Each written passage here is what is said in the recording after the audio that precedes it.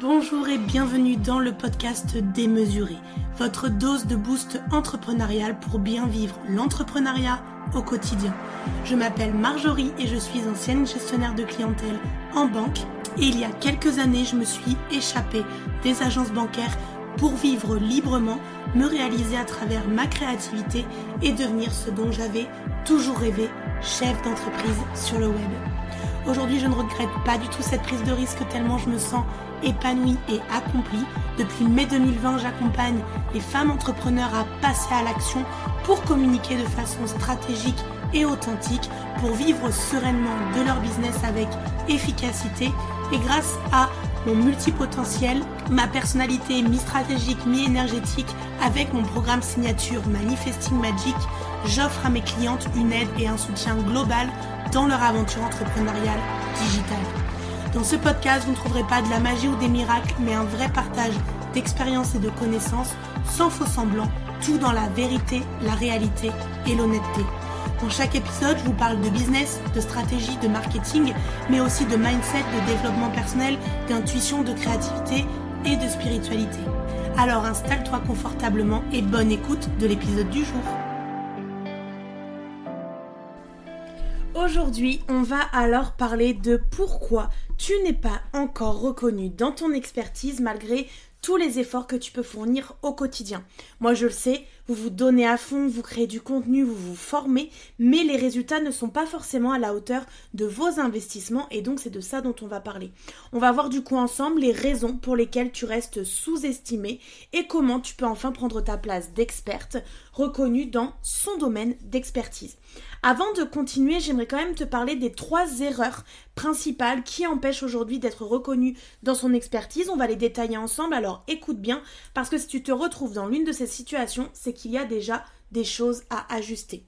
Le problème numéro 1 que je remarque, c'est le manque de cohérence et de constance.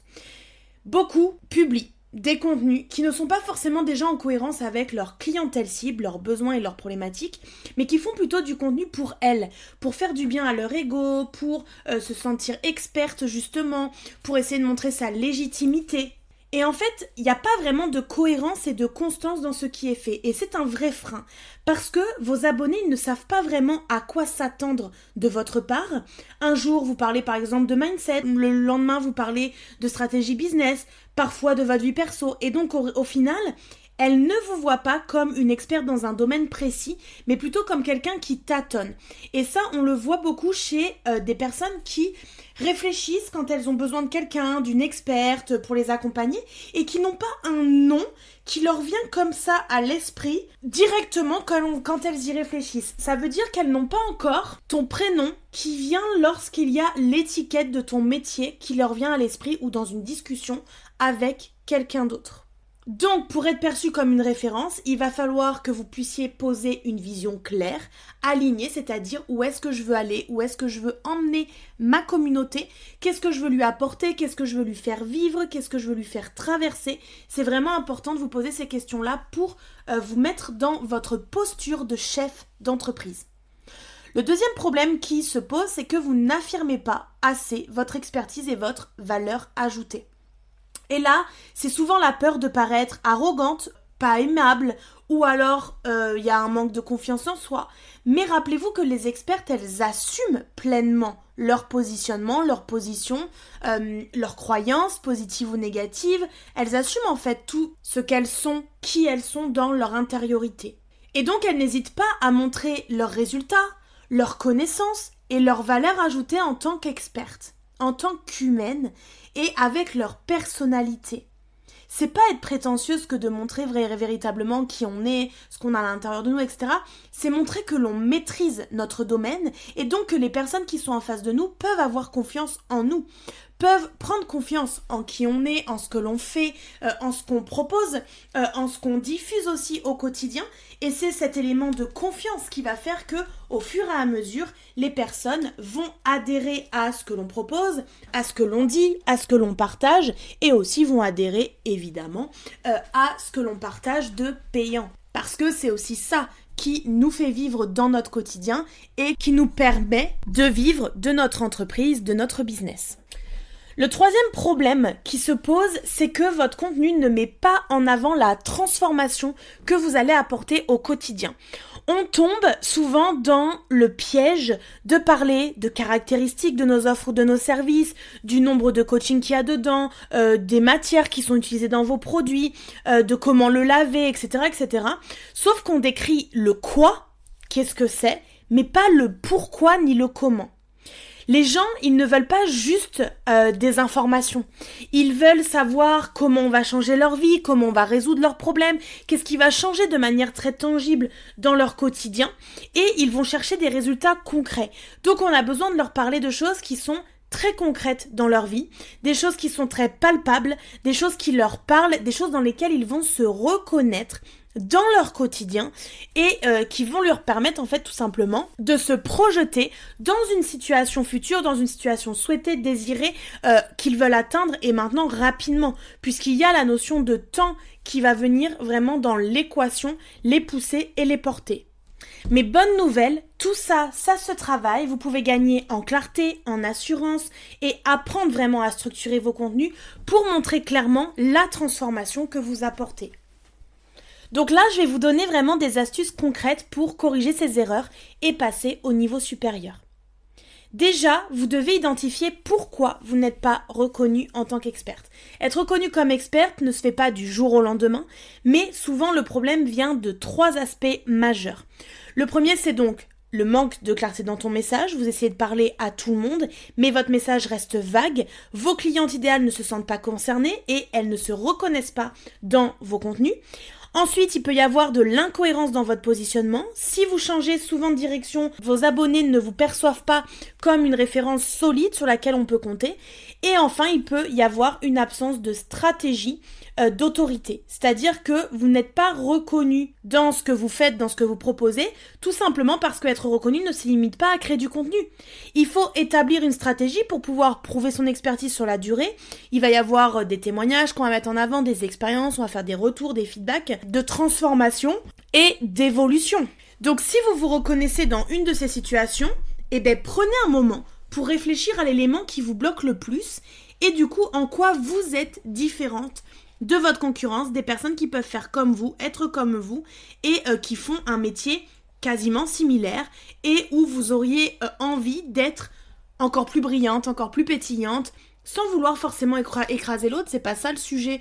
Quand on veut briller, on n'a pas besoin d'écraser les autres, mais quand nous, on veut véritablement prendre notre place, forcément, il y a cet élément de comparaison qui vient nous chercher, nous stimuler, mais le but, c'est pas de se comparer. Le but, c'est de se dire quel est mon vrai chemin à moi, quel est le bon chemin pour moi et où est-ce que je dois aller ici et maintenant. Ensuite, par rapport au fait de construire justement ce positionnement solide, où nous, on paraît dans nos baskets alignés, on paraît bien dans ce qu'on fait, on amène des éléments vraiment tangibles de qui l'on est. Pour moi, cette clarté liée à notre positionnement, c'est vraiment crucial. Sans elle, pour moi, c'est impossible de faire résonner un message qui vient de nos tripes, qui vient de notre intériorité. Donc, il va falloir que vous puissiez définir précisément votre expertise, quelles sont vos connaissances, vos compétences, quelles sont les expériences que vous maîtrisez le mieux par rapport à votre savoir-être, votre savoir-faire, peu importe. Ensuite, est-ce que vous connaissez parfaitement votre cliente idéale? Donc, quelles sont ses attentes, quels sont ses problèmes, quels sont ses besoins? Toujours d'un point de vue émotionnel, vous le savez. Pour pouvoir être percutante, vous devez vraiment vous mettre à sa place dans l'énergie des 5 sens pour moi. Et vous devez créer un message vraiment clé, un message qui soit simple, compréhensible, qui soit avec des mots que votre client idéal comprenne, qui soit pertinent, percutant, qui aille vraiment au bon endroit et qui mette en avant ce qui a besoin d'être mis en avant. Mais surtout, un message qui ne fait pas de fausses promesses et qui réponde directement à une douleur ou à un désir de votre clientèle cible. Je me souviens d'une de mes clientes qui avait fait un message sur sa page de vente pour son programme en ligne qui était très vague, avec des mots très axés, expertise pour le coup, et quelque chose qui était assez tourné transmission, éducation qu'allait faire l'experte. Or, ce message, je lui ai fait préciser et je lui ai fait retravailler pour qu'il soit plutôt tourné client idéal, ressenti, projection. Et c'est marrant parce que directement, il y a eu les réactions en face qui ont changé. Elle a capté l'attention de son audience comme jamais elle avait réussi à le faire auparavant. Donc je vous invite vraiment à poser ça noir sur blanc. quelle est mon expertise spécifique, qui est ma clientèle idéale et quel est le message que je veux lui transmettre, retranscrire là maintenant pour pouvoir l'impacter personnellement et intrinsèquement dans son intériorité. Ensuite, pour moi, ce qui va être vraiment important, c'est d'être cohérente et régulière dans son contenu. Pour être reconnue pour moi en tant qu'experte, il suffit pas de se déclarer comme telle. Pour moi, on doit aussi le prouver par rapport à la masse de concurrents qu'on peut avoir sur les réseaux sociaux. Et moi, je le fais d'une manière à attirer les personnes aussi à moi, c'est-à-dire que je viens constamment créer du contenu qui soit cohérent entre moi, mon expertise, et mon client idéal. Pour moi, ton audience, elle doit te percevoir comme une source fiable d'informations et de solutions surtout. Des solutions qui soient concrètes. Donc, ça veut dire qu'il faut rester fidèle sur votre vision et sur votre message. Il faut savoir une chose, c'est que si on paraît cohérente déjà, les gens vont rentrer plus facilement dans notre univers, vont être embarqués plus rapidement. Et puis, il y a la régularité. Et la régularité, ça crée la confiance finalement. Si vous apparaissez de temps en temps en rapide ou alors juste pour vendre, votre audience n'aura pas de repères et ne vous percevra pas comme une autorité, comme quelqu'un justement en qui ils peuvent faire confiance, qu'ils voient comme quelqu'un de légitime pour les accompagner, les aider, à qui ils reconnaissent aussi des dons, des talents innés. Et donc forcément, vous devez vous demander, est-ce que moi je suis cohérente aujourd'hui dans ce que je propose? Est-ce que mon audience, elle sait à quoi s'attendre de ma part? Et plus vous allez être dans la planification et la projection, alors moi je le fais au trimestre, sur 3 mois à chaque fois, plus vous allez pouvoir choisir des thématiques de création de contenu qui vont être en lien direct avec votre expertise et qui vont vous permettre forcément de garder cette cohérence dans chacun de vos posts ou vos stories. Et donc, ça va vous demander de développer une stratégie d'autorité. L'autorité, c'est un peu la reconnaissance de qui vous êtes, c'est vous reconnaître comme quelqu'un de légitime, c'est vous mettre de l'avant par rapport à ce que vous savez faire, qui vous êtes et la connexion du coup qui va se créer entre vous et votre potentiel client. Créer du contenu, c'est bien, mais ça suffit pas du coup pour être perçu comme une experte. Donc vous devez vraiment mettre en place la stratégie d'autorité. Donc n'hésitez pas à prendre position. Pour moi, quand on affirme notre vision, même si elle n'est pas partagée par tout le monde, c'est très bien, parce que justement, ça crée du nettoyage naturel, ça fait du tri naturel. Il faut savoir une chose, c'est que les leaders, ils cherchent pas à plaire à tout le monde. Ils cherchent à embarquer les gens qui sont prêts à aller avec eux et à avancer avec eux.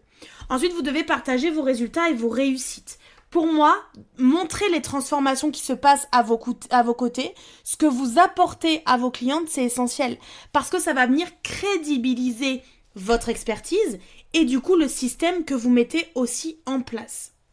Et enfin, je pense que publier des témoignages, des études de cas, c'est la meilleure façon de montrer ce qui peut se passer chez nous parce que les personnes, quand elles nous écrivent des témoignages, elles parlent de leur avant-après nous avec tellement de simplicité, tellement des mots du quotidien et puis avec leur ressenti.